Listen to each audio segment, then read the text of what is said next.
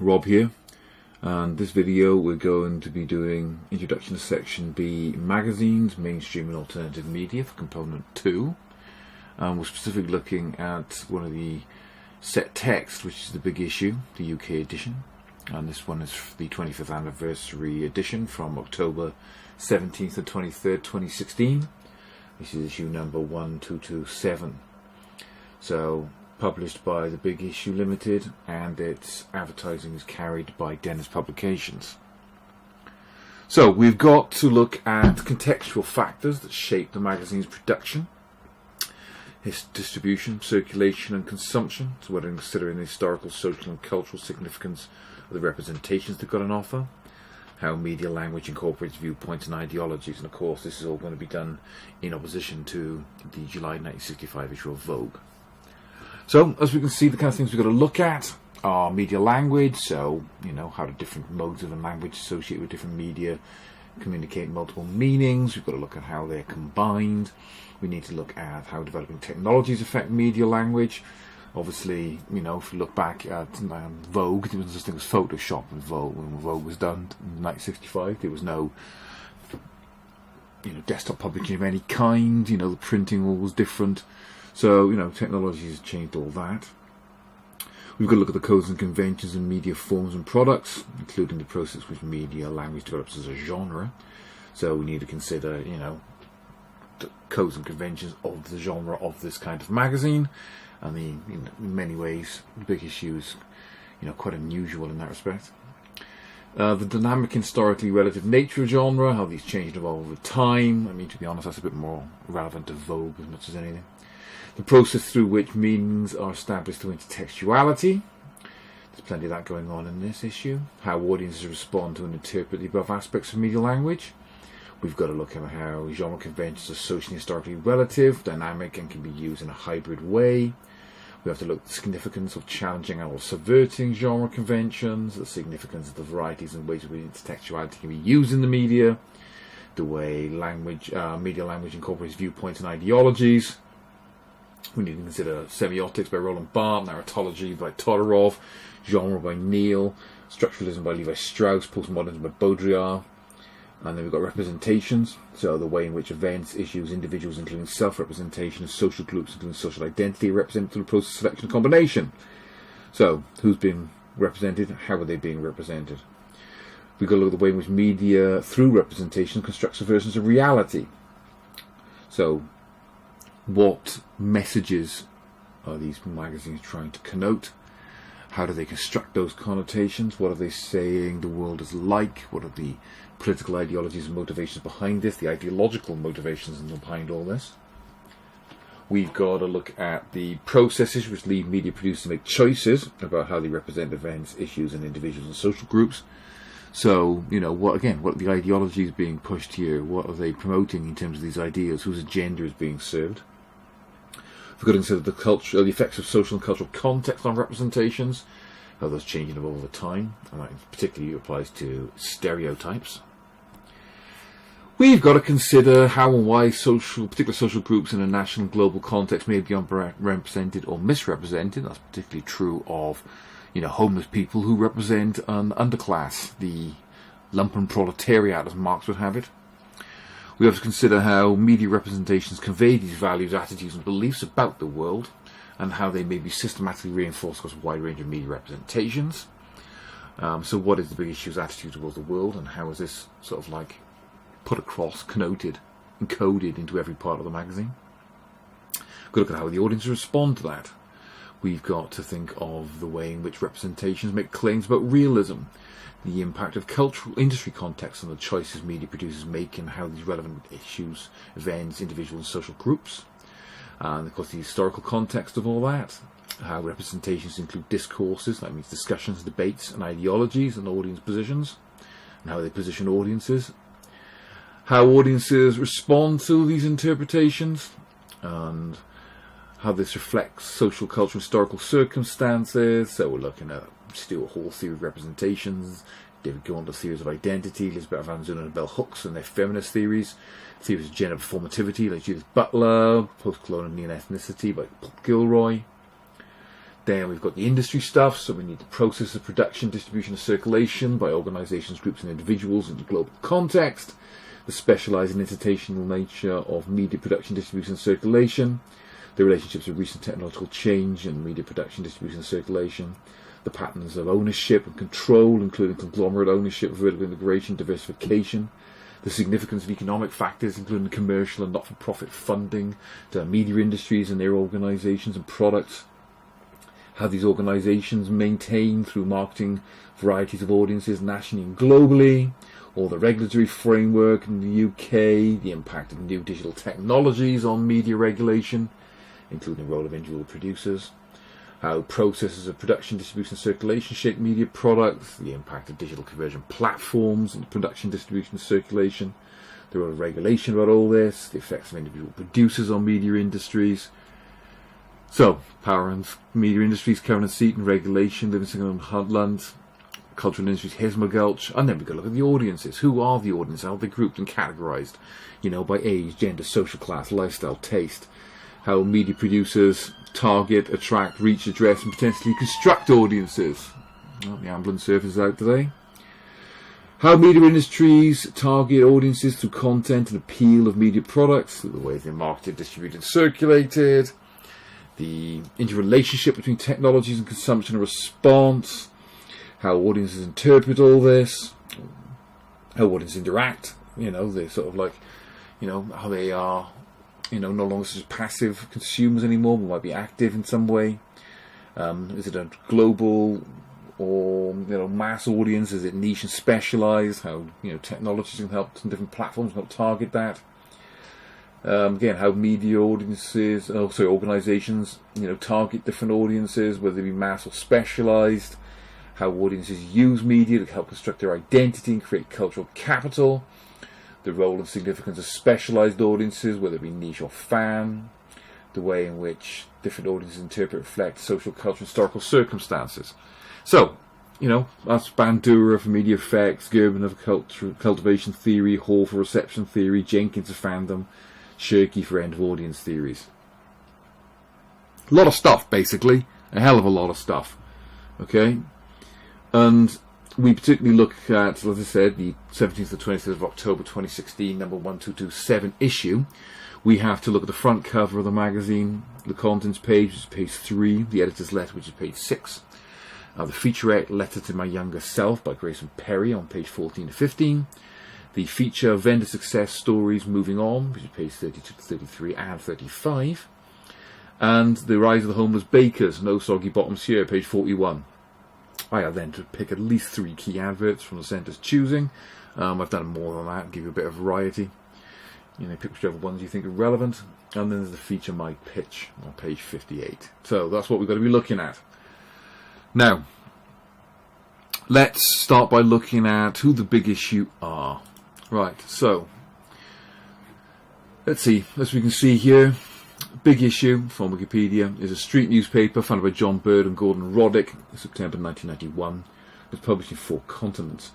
As you can see down here, and above and beyond the UK version, there's an Australian, Japanese, South African, South Korean, Namibian, Kenyan, Taiwanese, and Malawian editions. So, it's spread all over the world. Okay. Big Issue is one of the UK's leading social businesses and exists to offer homeless people or individuals at risk of homelessness the opportunity to earn legitimate income, thereby helping them to reintegrate into mainstream society. It is the world's most widely circulated street newspaper. So, hugely successful in that respect then. Okay? As I said, inspired by Street News, a newspaper sold by homeless people in New York. Big Issue was founded in 1991 by John Bird and Gordon Roddick as a response to the increasing numbers of homeless people in London. The Body Shop provided startup capital, the equivalent of $50,000. The magazine was initially published monthly, but in June 1993 it went weekly. The venture continues to expand with national editions being established in Scotland and Wales, as well as regional editions in the north of England and England's southwest region. Further editions were produced in 7 locations overseas. In 1995, the Big Issue Foundation was founded to offer additional support and advice to vendors around issues like housing, health, social, personal finance, and addiction. Pretty successful in terms of its sales. So in 2001, the magazine sold nearly 300,000 copies per week. Between 2007 and 2011, circulation, the big issue, declined from 167,000 to less than 125,000. Competition between vendors also increased at that time. It was relaunched in January 2012 with an increased focus on campaigning and political journalism. It's been using celebrity columnists like Joey Barton, Rachel Johnson, Mike Shanonda, Samir Ahmed. It's been more expensive too, which is understandable. So 2016, it celebrated surpassing 200 million magazine sales. This probably just generally reflects the declines in magazine sales anyway. I mean, with the rise of the internet taking up more and more of our secondary media attention, magazines have begun to slump. Maybe even reflect a somewhat rightward trend in, UK politics. So you've got to be homeless or almost homeless to be a vendor, vulnerably housed or marginalised in some way. Obviously, though, getting a house isn't just enough. I mean, it's only the first stage in getting off the streets. You've got to be able to have money, and that's where being a vendor comes in.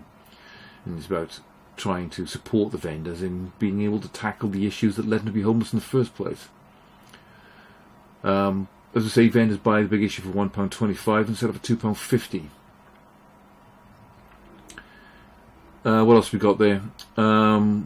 Big issue features prominently in the story of the London busker James Bowen struggles with homelessness and heroin addiction. Told in his best-selling book, later turned into the feature film of the same name, a street cat named Bob. After busking on the streets became a problem, Bowen becomes a big issue vendor, with partner Bob the cat helping to attract sales. Bob was featured on the cover of the November 2018 with Bowen's articles in Bob We Trust, life lessons from Britain's favourite streetwise street cat. So, intertextuality there, isn't there? If we're going to talk about Julie Kristeva's idea of intertextuality, the magazine being intertextual with the book, which is being intertextual with the film, which is back to being intertextual with the magazine again. What makes this magazine particularly interesting is it has an ethos. The magazine is produced by the Big Issue Company Limited. It's a self-sustaining business which generates income through magazine sales and advertising revenues. Financially, the Big Issue is a not-for-profit organisation. Now, I think that is one of your key points here, okay? When we're talking about the industry, if we talk about the ideologies behind the industries and we think of the theories, I mean, obviously, we need to be considering sort of like the idea that most magazines are there for profit, okay? And that fits in with Curran and Seaton's theories of power in the media industry, that the media is basically there to make profit, okay? And this ties in as well with Cultural Industries by David Hismagulch. Companies want to minimise risk and maximise audiences through vertical and horizontal integration, through formatting their cultural products, and by operating across multiple different cultural industries. All of that's true, okay? So that's definitely true of the Big Issue, okay? What makes the Big Issue slightly different is when we talk about that point about the idea that the radical potential of the internet being contained to some extent by partial incorporation into large profit-oriented set of cultural industries. Now that's not true of the Big Issue, which is still an independent product.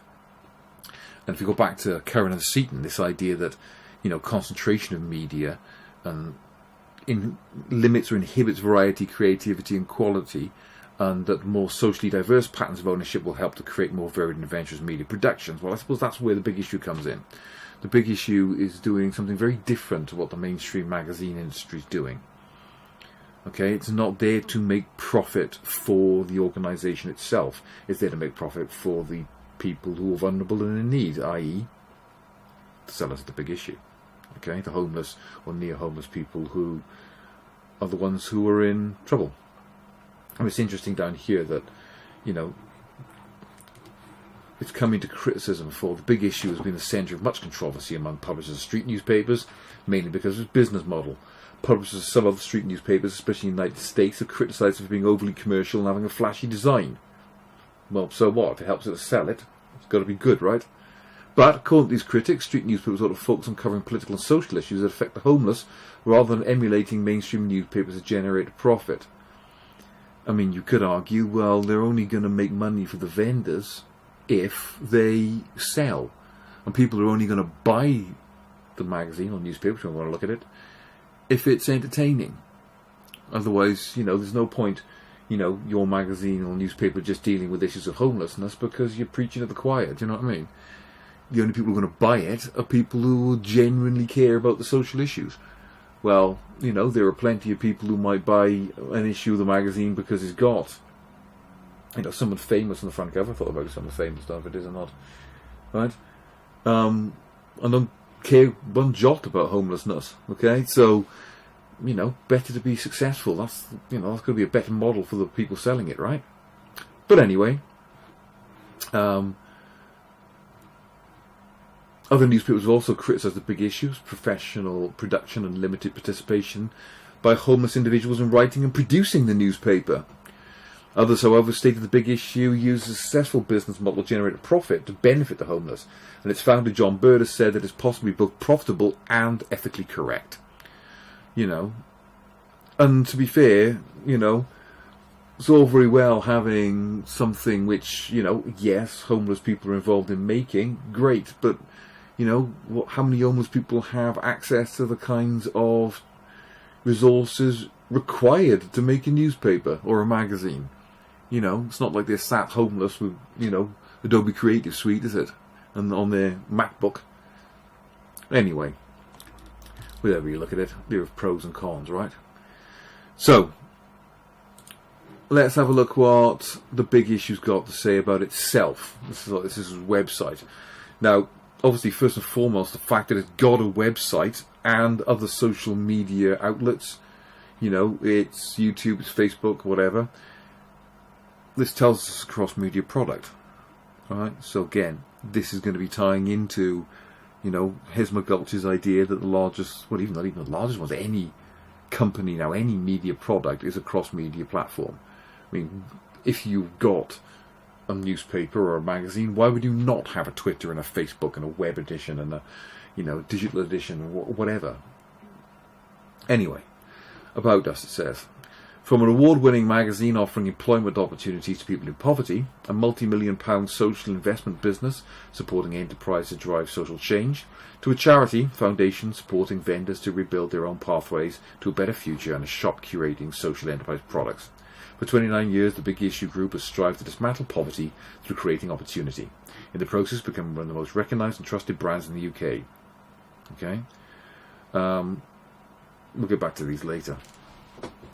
The Big Issue. Our mission is to dismantle poverty by creating opportunity through self-help, social trading and business solutions. The Big Issue magazine launched in 1991 in response to the growing number of rough sleepers on the streets of London, by offering people the opportunity to earn legitimate income through selling a magazine to the public. 25 years on, our vendors come from a variety of backgrounds and face a myriad of problems associated with poverty and inequality. But I've actually linked this video into the playlist as well, so you can go watch that on itself. Vendors buy the Big Issue magazine for £1.25, sell it for £2.50, meaning each seller is a micro-entrepreneur who is working, not begging. Therefore, it is vitally important that buyers take the copy of the magazine when they pay for it. It is not a charity. I think that's the important point. It is a business. Because, you've used that old phrase, give a man a fish he eats for a day, teach a man to fish, he's, can eat for a lifetime. It's about giving homeless people, as much as anything, a sense of purpose and self-respect.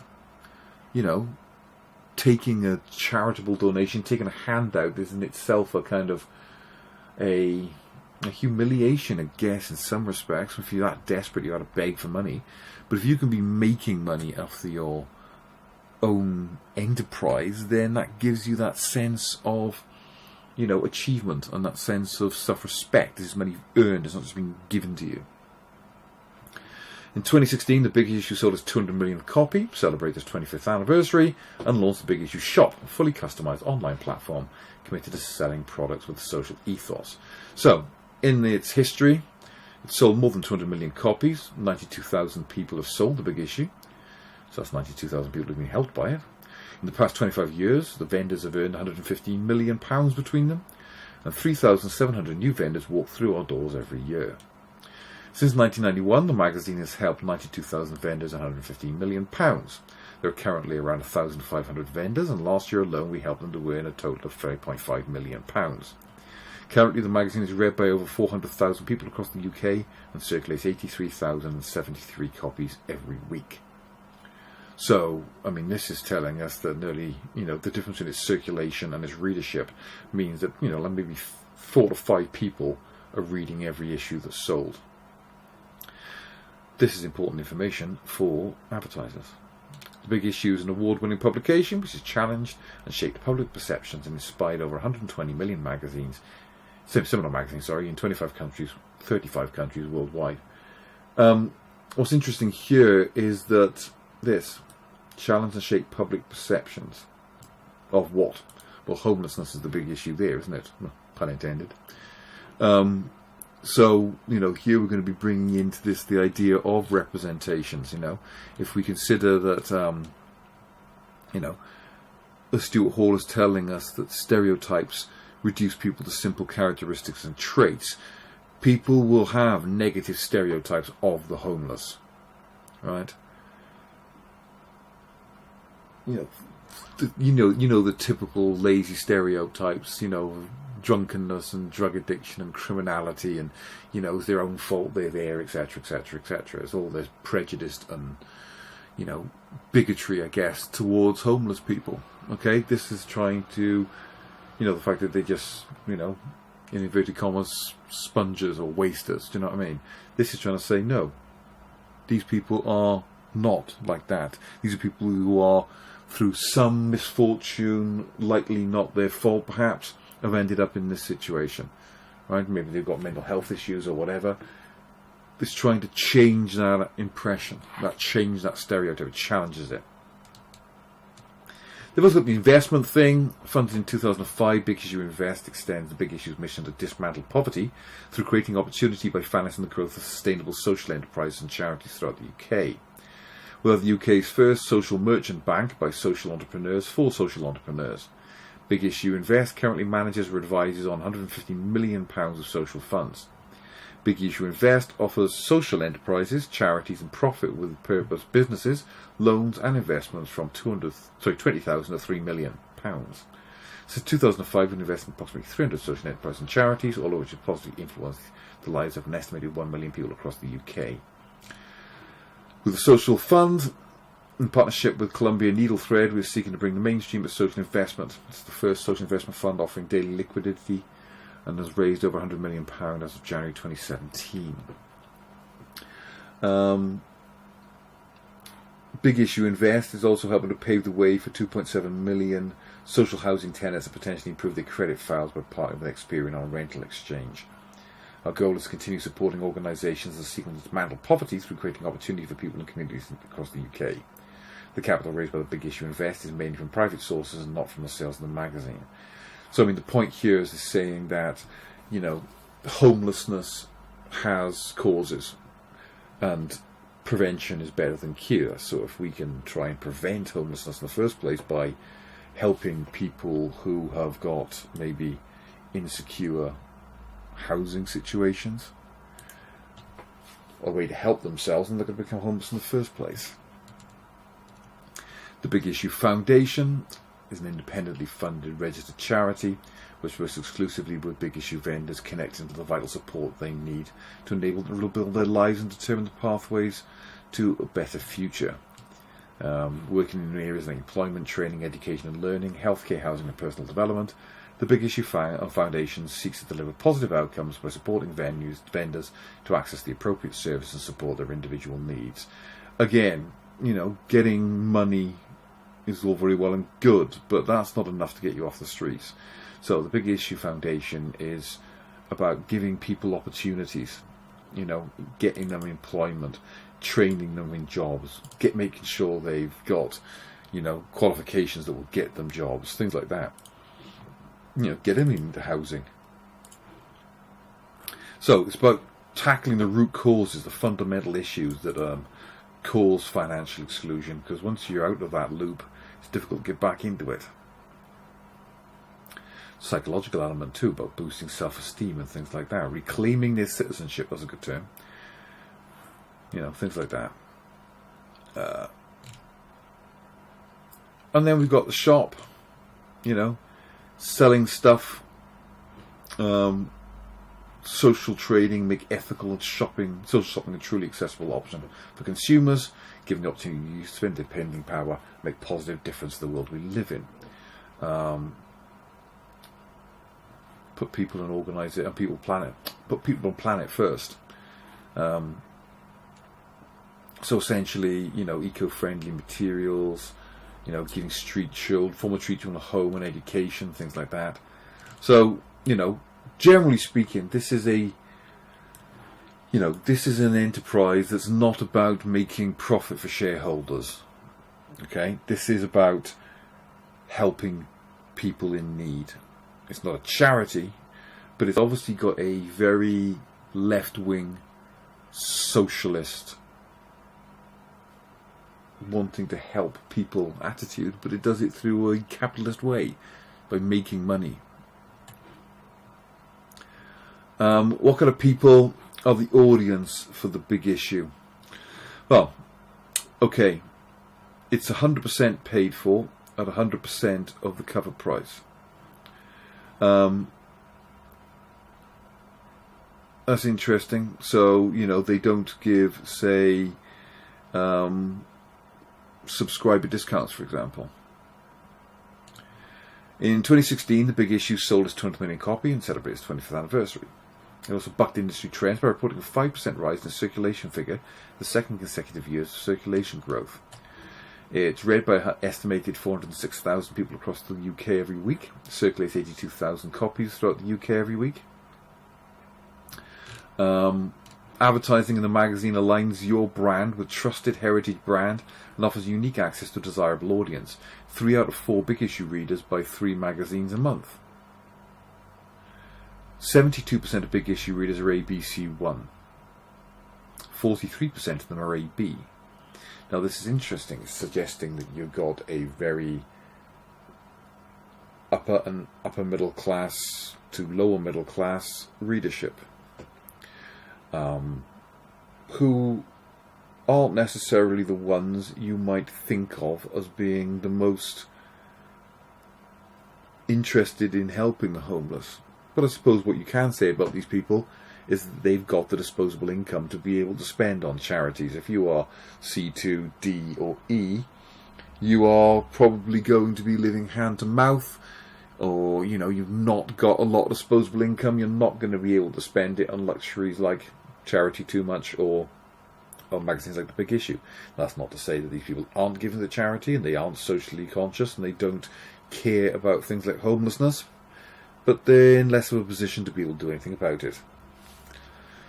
The Big Issue is a media phenomenon which inspired 120 magazines, similar magazines worldwide. So that gives you some idea of who the audience for The Big Issue is.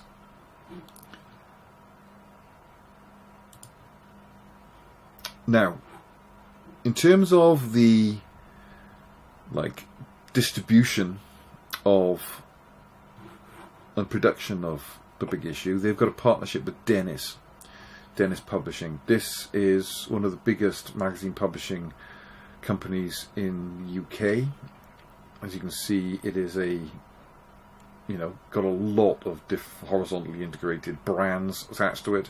Famous things like Auto Express, Car Buyer, Computer Active, Computer Shopper, Evo, 40 and Times, PC Pro, Viz, very, very well-known British brands. They used to be very, very famous for comic books.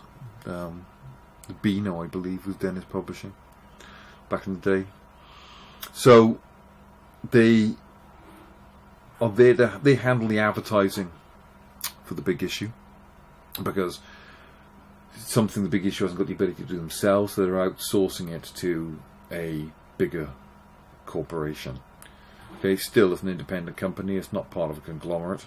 It's not somebody's subsidiary. It's, I guess, a conglomerate in itself, I suppose. And it owns lots and lots and lots of different brands that are its subsidiaries. So that's who owns them, Dennis Publications. Now, obviously, with the big issue, you're going to have all sorts of other cross-media platforms as well. So,